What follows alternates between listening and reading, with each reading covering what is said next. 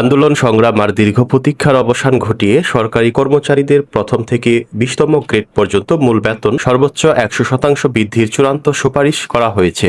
2 ধাপে বাস্তবায়িত হতে যাওয়া এই নতুন বেতন কাঠামোর প্রতিবেদনের সচিব কমিটির সকল সদস্য ইতিমধ্যে স্বাক্ষর করেছেন। প্রধানমন্ত্রীর কার্যালয় থেকে প্রকাশিত জনগণের সরকারের 180 দিন শীর্ষক ইবুকে নবম জাতীয় বেতন স্কেল সংক্রান্ত এই তথ্য নিশ্চিত করা হয়েছে।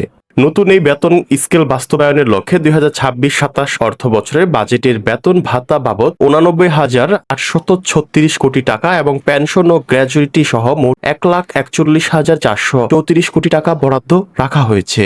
গত 11 জুন জাতীয় সংসদে বাজেট পেশকালে অর্থমন্ত্রী সরকারি কর্মচারীদের জন্য নতুন এই বেতন কাঠামো আগামী 1 জুলাই থেকে কার্যকর করার ঘোষণা দেন। তিনি উল্লেখ করেন, দীর্ঘ 11 বছর একই কাঠামোতে বেতন পাওয়ায় এই ক্রমবর্ধমান মূল্যস্ফীতির কারণে জীবনযাত্রার ব্যয় বৃদ্ধি পাওয়ায় এই সিদ্ধান্ত নেওয়া হয়েছে। বাস্তবায়নের কৌশল হিসেবে প্রথম বছর বর্ধিত মূল বেতন এবং দ্বিতীয় বছর থেকে বাড়ি ভাড়া সহ অন্যান্য আনুষঙ্গিক ভাতা কার্যকর করার পরিকল্পনা করা হয়েছে। নবম জাতীয় বেতন কমিশনের প্রেক্ষাপট পর্যালোচনায় দেখা যায়, অষ্টম বেতন স্কেলের প্রায় 1 যুগ পর 2025 সালের জুলাই মাসে সাবেক অর্থ সচিব জাকির আহমেদ খানের নেতৃত্বে 23 সদস্যের একটি কমিশন গঠন করা হয়। এই কমিশন চলতি বছরের জানুয়ারিতে তাদের প্রতিবেদন জমা দেয়।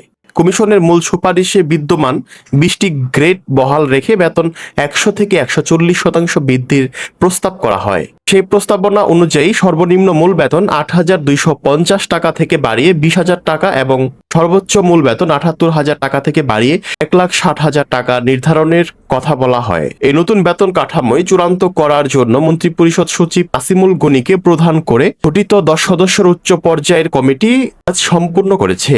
এই কমিটিতে প্রধানমন্ত্রীর মুখ্য সচিব, গুরুত্বপূর্ণ বিভিন্ন মন্ত্রণালয়ের সচিব সদস্য হিসেবে অন্তর্ভুক্ত ছিলেন। সরকারের এই পদক্ষেপের মাধ্যমে সরকারি চাকরিজীবীদের দীর্ঘদিনের বেতন বৈষম্য ও আর্থিক সংকটের অবসান ঘটবে বলে আশা করা হচ্ছে।